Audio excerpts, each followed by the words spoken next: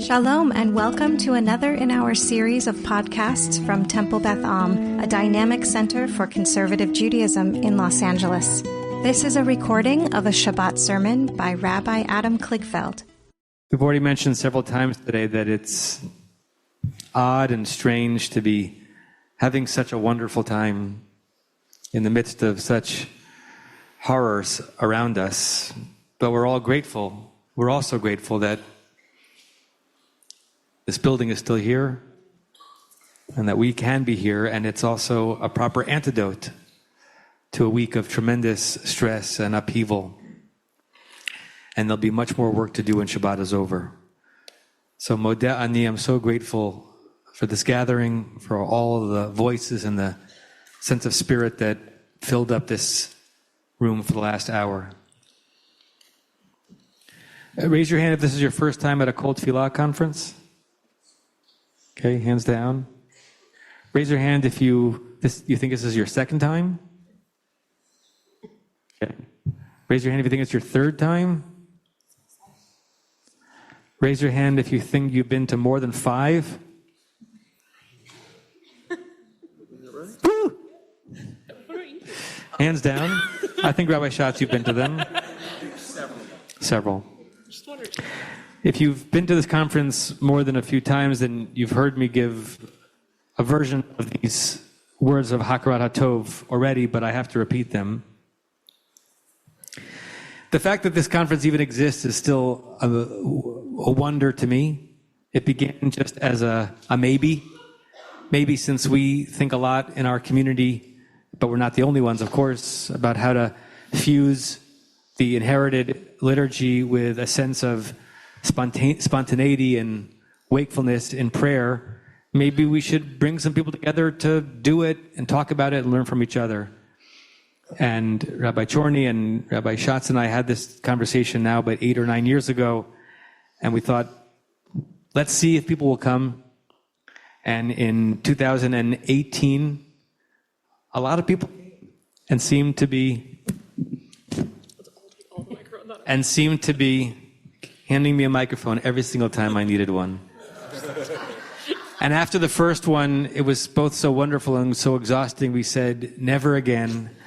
And then we picked a date for the next one.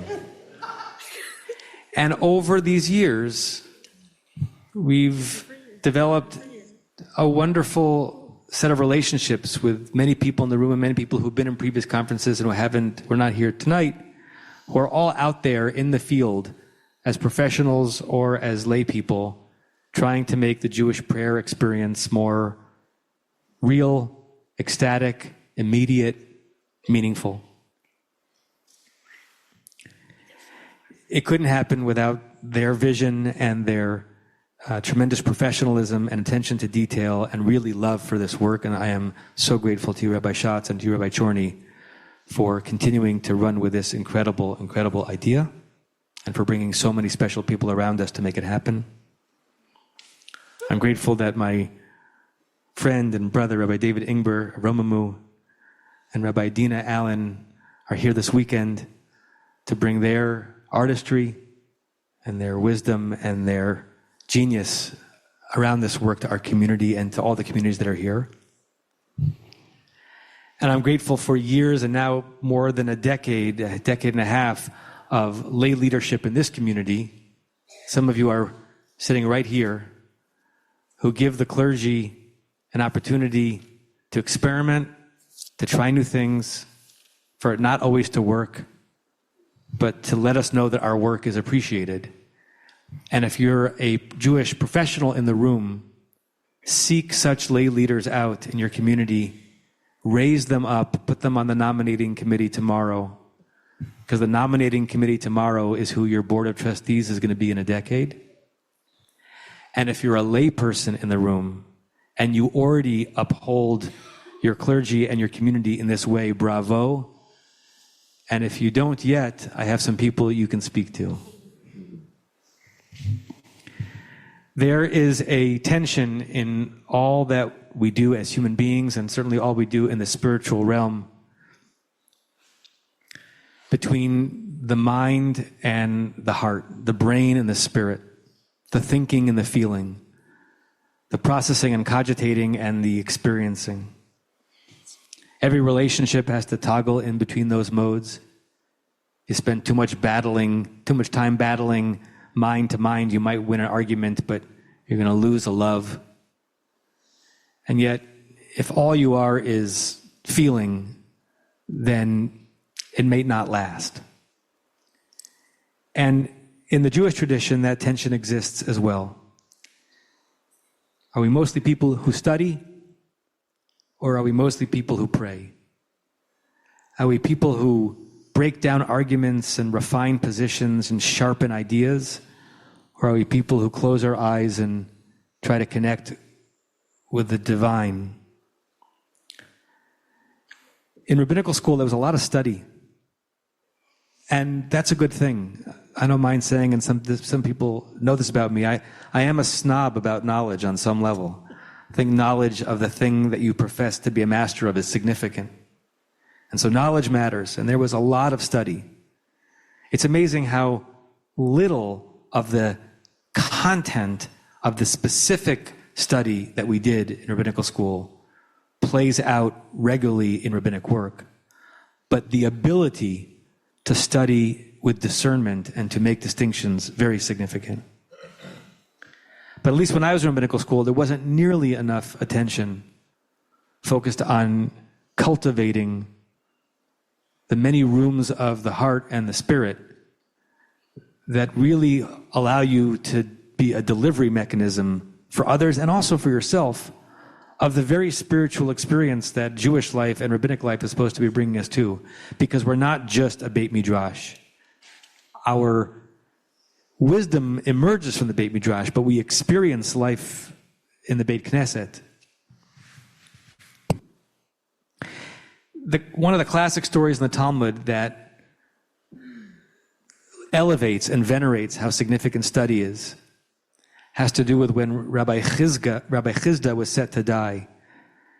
And the Malach HaMavet, the angel of death, knew that it was his time to come and take Rabbi Chizda to the next world. But the Malach HaMavet was frustrated because Rav Chizda wouldn't stop studying. And his learning of the text was a protective beam around death.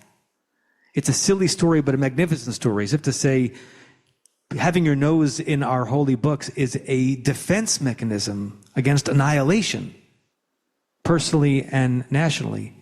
And so the Malach HaMavet has to come down to the earth and sit on a cedar tree in a thin branch. And with the angel of death's weight, the branch breaks and falls right down next to Rav Chizda. And he is interrupted for a second from his learning. And he's taken. The Malach HaMavet needed to trick him, to distract him, to disrupt him, because study is so powerful in protecting a person and a people. It might even be more powerful in protecting a people than a person. But there's another thrust as well, another midrashic thrust, and certainly a Hasidic take on a midrashic thrust. When Yaakov has his dream, and the Torah says, Vayikatz mishnato, he woke up from his dream. There's a midrash on it that changes the word mishnato from his sleep, to mishnato. He woke up from his learning, from his Mishnah. Mishnah means learning. And there are a lot of commentaries that try to explain what that midrash means. The Maharzu, who is Rabbi Zev Wolf Einhorn, who lived in Belarus in the 19th century, he says the reason why the midrash exists is because the Torah didn't need to tell us what he woke up from. We knew he was sleeping, so Vayikatz would have been sufficient. When Pharaoh was dreaming and he woke up, the Torah says Vayikatz Paro, not Vayikatz Paro Mishnato. Pharaoh got up from what? From his sleeping, obviously. So the word is redundant, and therefore it was begging to be reinterpreted. In a commentary called the Eitz Yosef, Rabbi Chanoch Zundel ben Yosef, who lived in Bialystok in the 19th century, he says, what does it mean to say that he was waking up from his learning? He says that tzaddikim, the righteous ones, even when they're sleeping, they're studying Torah. And so Yaakov was a righteous one, and he may have been dreaming, but he wasn't dreaming about anything frivolous. And when scholars go to sleep, all they are is awash in a sea of learning. I don't think I am. Maybe I'm not a tzaddik like Yaakov was. But it's a wonderful notion that if you spend your waking hours engaged in this stuff, then even when you're sleeping, your mind is processing it. But I much prefer a commentary by a rabbi who wrote a collection called the Ma'or V'Shemesh, Rabbi Kalanimus Kalman Epstein, who lived in Krakow in the 19th century, was a student of Rabbi Elimelech of Lizhensk. And he said that Yaakov this verse is not just about that night. Yaakov, according to the Midrash, had spent years studying in the ancient yeshiva of Shem and Ever. For the moment, just lean into the ridiculousness, but the wonderful ridiculousness that there were yeshivas that were around for Yaakov to study in Breshit. And he was there for 14 years, and he steiged away, and he knew the Gemara that hadn't been written yet by heart. And he could quote Hasidic rabbis without even looking at the page in front of him. And he thought that that's all that God wanted him to do. And then, a few verses earlier, we have the beginning of his dream, Vayifga b'makom, which we often translate as he stopped in that place. But you all know, makom is always an invitation to think of hamakom, the one who is everywhere. And Vayifga b'makom is understood by Rashi and others to mean that he prayed. He had an encounter with makom. He got bumped into by the divine. He allowed himself to open up to an experience that we are often always closed to. And only in that moment, Vayikatz Mishnato, Vayikatz mi Mishnato, he finally stopped studying and had a spiritual experience. Vayikatz, and he was awake for the first time in a long time. He was studying for years, but in slumber. And then he opened up his kishkes to why study of texts that we believe emanate from the divine is so significant. It's so that we can have a prayer moment, have a moment that grabs us and teleports us and elevates us and pushes us and prods us and delights us. The very things we want to have with the ones whom we love and the things that we love. So, of course, we need both. We need to build communities and to live lives where the actual ideas of our people and our tradition flow and flow honestly and continue to help us refine the way we think about the world.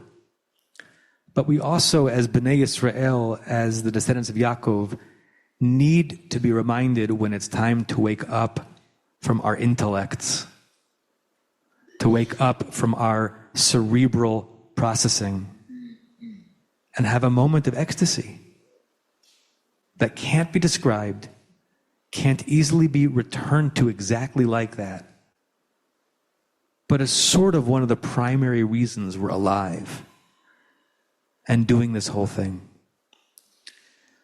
So this weekend and this concept of a kol tefillah is to simmer and linger in text and ideas, and then to allow ourselves to be bumped into by the holiness of this world, and maybe even have an impact on us so that we can be awake in a way we haven't been in a long time.